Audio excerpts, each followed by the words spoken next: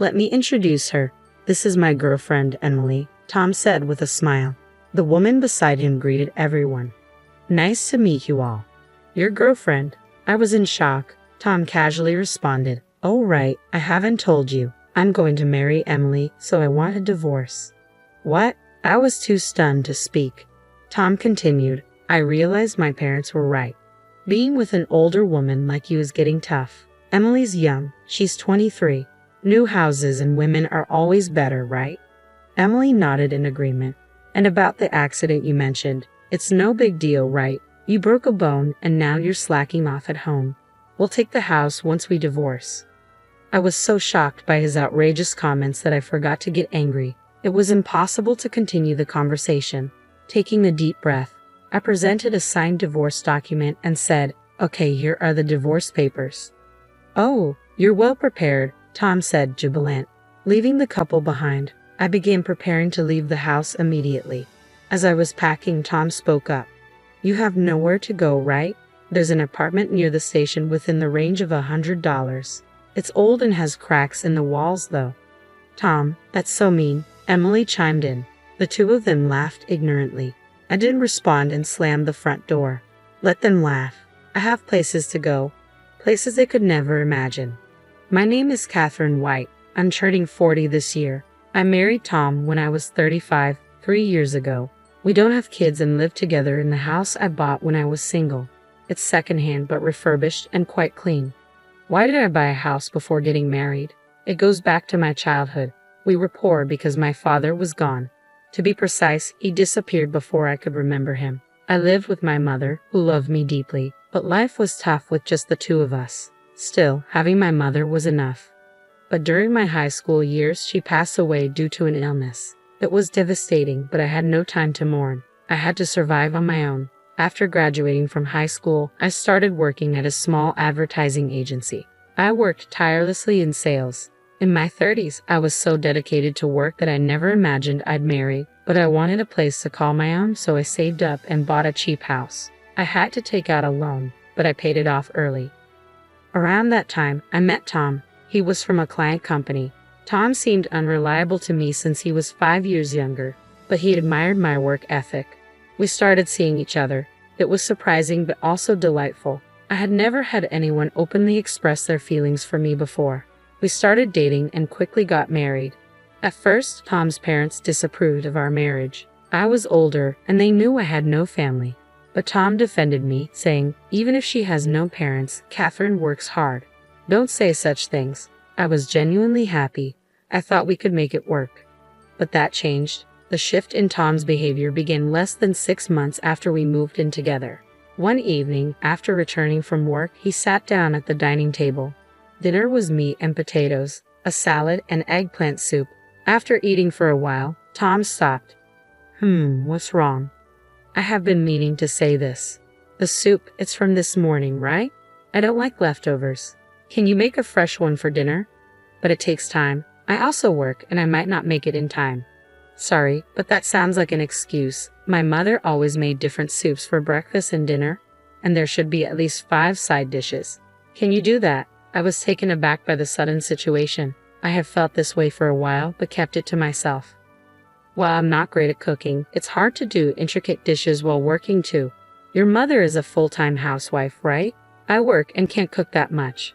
That's why you shouldn't make excuses. It's expected of a housewife. You should at least do that much. I was frustrated by Tom's outdated views, but I held back my words to avoid worsening the mood, though was discontent.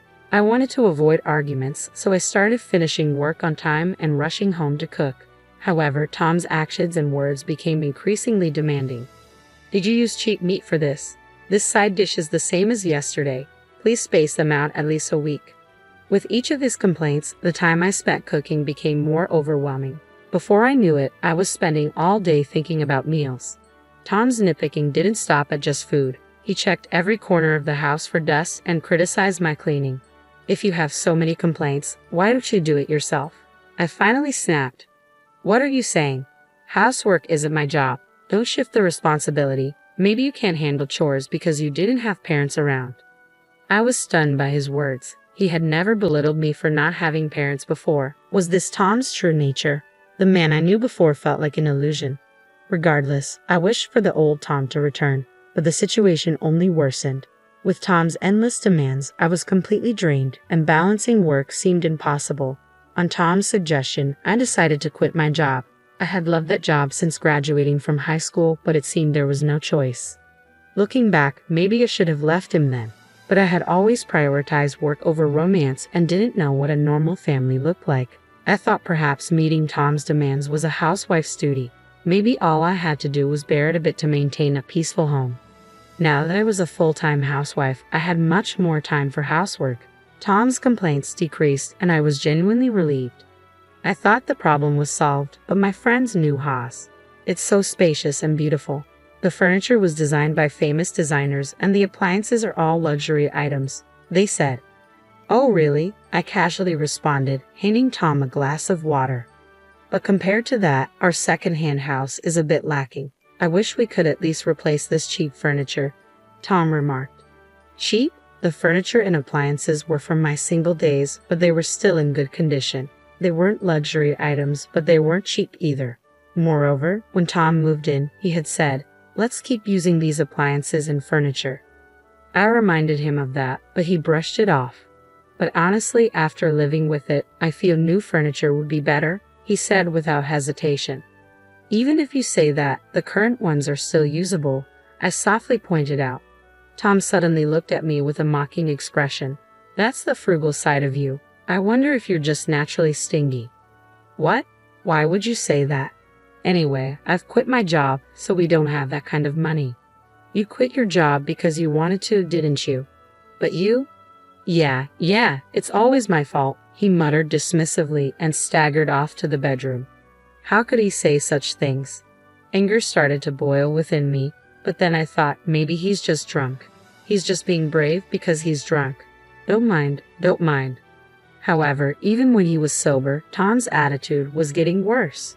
Our conversations became more hostile, and every time he spoke, it was to complain about me. What on earth happened to him? Then, without telling me, Tom went ahead and bought new furniture. On top of that, it seems he also got new golf equipment. He looked at the golf clubs with satisfaction, clearly pleased with himself. Tom has a regular job, but he doesn't earn much. He probably took out a loan now that I can't work. I was worried about repaying the loan. Anxiety grew in my heart. Then an unexpected event occurred. As usual, I was on my way to the supermarket to buy ingredients for dinner. While walking on the road, a loud horn blared from behind. Immediately after, I felt a huge impact, and then darkness consumed my consciousness. When I came to, I was staring at an unfamiliar ceiling. It seemed I was lying down. I felt pain everywhere and couldn't move. What happened to me? I wondered aloud. Oh, Miss White, have you awakened? A voice said. Where am I? You're in the hospital. You were brought in after a traffic accident. Traffic accident? I remembered leaving the house, but nothing after that. I moved my head slightly, taking in the impersonal bed, the attached IV drip, and the woman in a nurse's uniform. Was this really a hospital? Looking outside, it was already dark. I had left the house around 2 p.m., so a lot of time had passed. Later, a doctor came and briefly explained the situation. It seemed I was hit by a car whose driver was not paying attention while I was on my way to the supermarket. I didn't have life-threatening injuries, but I had several fractures and needed to be hospitalized for a while. I never imagined being in a traffic accident. After receiving an explanation about the hospitalization, the nurse spoke up. We've contacted your husband. From her hesitant expression, I had a bad premonition. I immediately called Tom. Hello, Tom. Yeah, Catherine. I got a call from the hospital. You had an accident. You're so clumsy. Come home quickly and make dinner.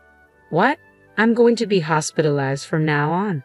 I couldn't understand what he was saying, and when I retorted, Tom shouted back, Then what about the housework? What are you saying? Is the housework more important than me? Unbelievable. He was more concerned about the housework than his wife's condition. I felt myself becoming increasingly angry, and it soon turned into a quarrel. Arguing any further would be pointless, so I hung up the phone, still frustrated. Lately, Tom had been more harsh in his words, but I never realized he could be this cold. That day, I was filled with anger and physical pain, making it hard to sleep. But as the days went by, my strength gradually returned. and I started rehabilitation.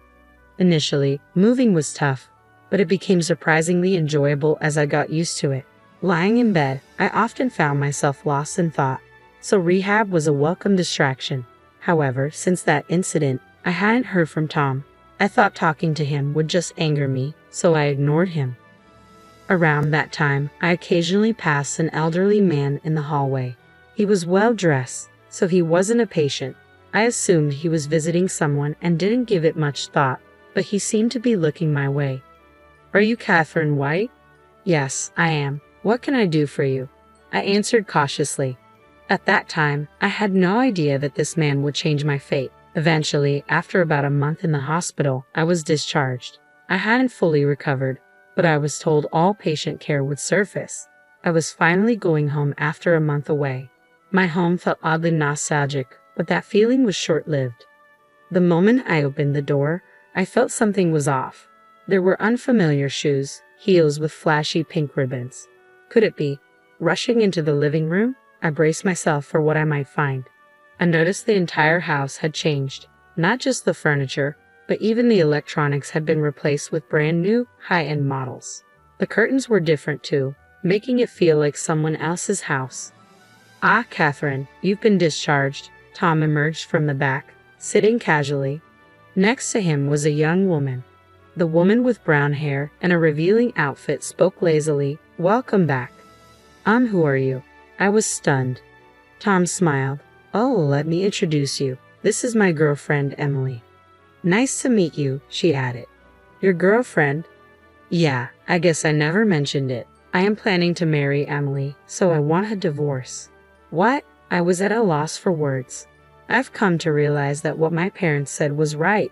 Without proper parents, you can't manage household chores or finances properly.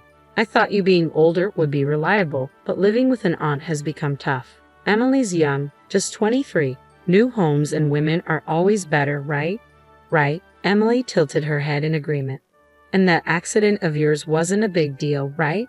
Breaking a bone and then slacking on housework deserves a divorce.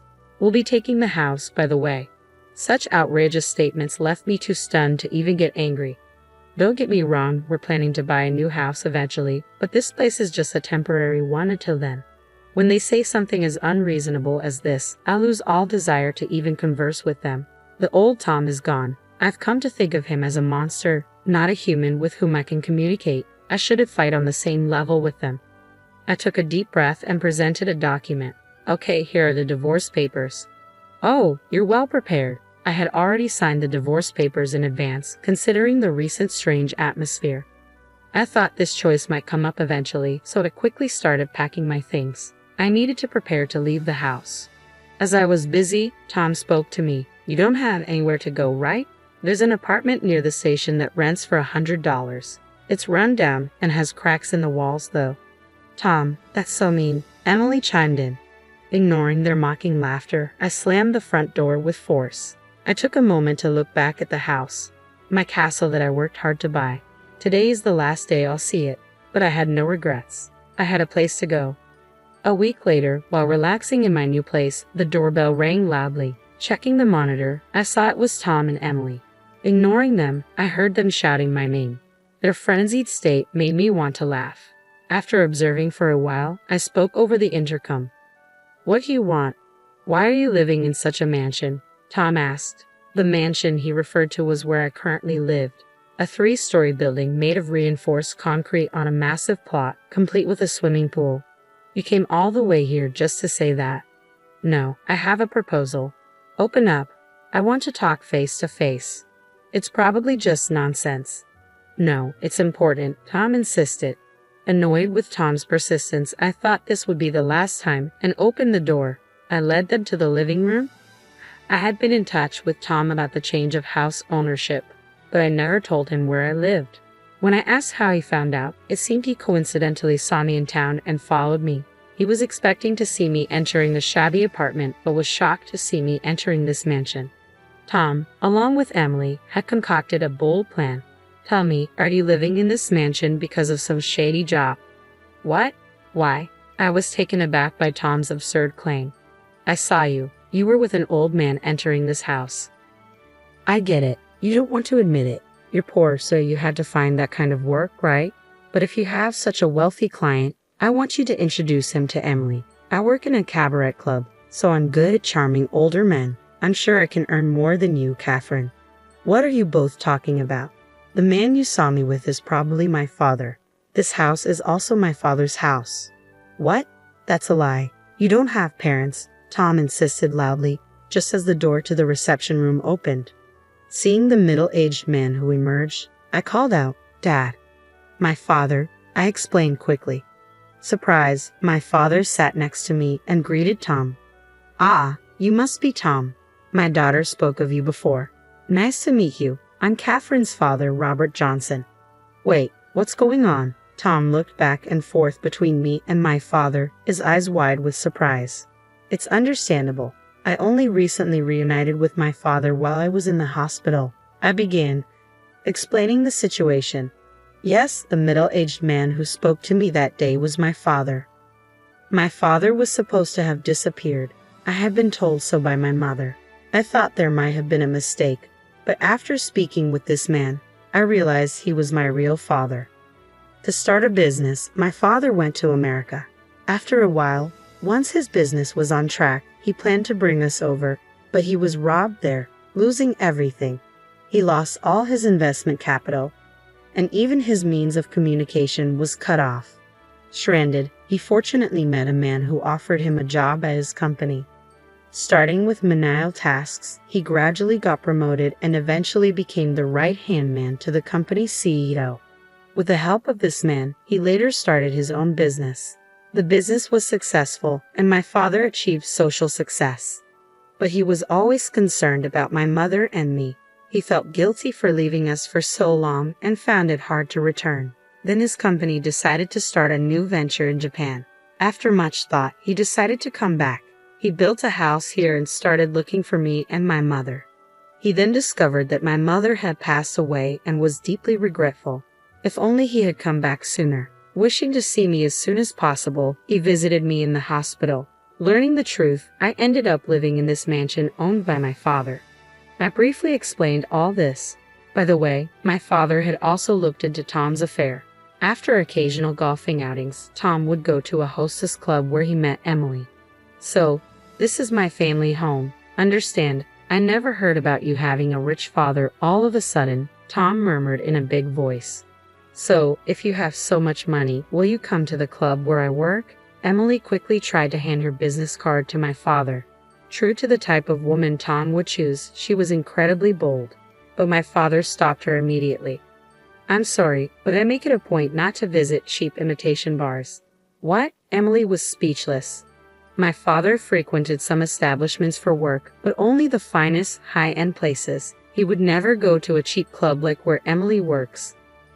Besides, I don't have money. Catherine inherited everything already. To the puzzled expressions of Tom and Emily, my father casually replied, "Around $800 million. It's the least I can do to make up for leaving her alone all this time." The two of them were dumbfounded, their mouths agape. "I've heard about you from Catherine, especially your insults," my father continued. "She worked hard, scrimping and saving from her meager salary to buy that house. She also did her best with household chores. Having no mother, she probably didn't get a chance to learn from anyone, yet you disparaged her and trampled on her feelings. I can't forgive you, especially when you cheated on her while you were married. If it comes to that, I can sue you." "But Tom attempted to interject. "Catherine's struggles were partly my fault too," my father continued, cutting him off. "You mocked me for being poor and for not having parents. I'm fed up with someone like you who lacks compassion. Never come back to this house again. Goodbye. Is there anything else you need? If you're done, can you leave?" I added firmly. "Ha! Help!" Tom and Emily screamed and ran away. Watching them go, my dad and I shared a laugh. It had been a while since I'd laughed so much. I knew I probably wouldn't see those two again. I could finally live in peace. Later, I found out about their subsequent misfortune. A typhoon hit the region where Tom and Emily lived, bringing heavy rain that flooded houses near overflowing rivers. Fortunately, my area wasn't affected, but their house suffered severe damage. Tom and Emily fled, but their expensive furniture, brand new golf equipment, and Emily's luxury items were all waterlogged. The house's pillars had rotted from being soaked for so long. With no place to stay, the two seemed to live in shelters for a while. Tom's family home was far away, and Emily's family situation was worse. Her parents were gambling addicts living in a tiny apartment. Emily, who worked at a nightclub, spent all her money. Tom was also in debt from buying expensive things. Tom, who relied on women for money, was now in trouble. The two, having no other options, had to move into a cheap apartment near the station that he had once told me about. It was ironic that Tom, who once mocked others, ended up living there. What you do to others will come back to you, I reflected. Unless they truly repent, they won't find peace. Meanwhile, I was thinking of job hunting since leaving my previous company. When I talked to my father about this, he offered me a position at his company. The job is in sales like before, and it's fulfilling. I'm still learning, but I work hard every day to be valuable. At my father's mansion, we often host home parties for business associates. My sales experience helps, and I can talk freely with anyone. I plan to work abroad in the future, so I'm also studying English. My father often tells me, "You look livelier now compared to when we reunited." It feels like a lie that I used to be so irritated every day when I was with Tom. Life is unpredictable, I concluded. Even if times are tough, they won't last forever. If you keep looking forward, someone will always be watching over you. I believe that, and I want to keep living brightly.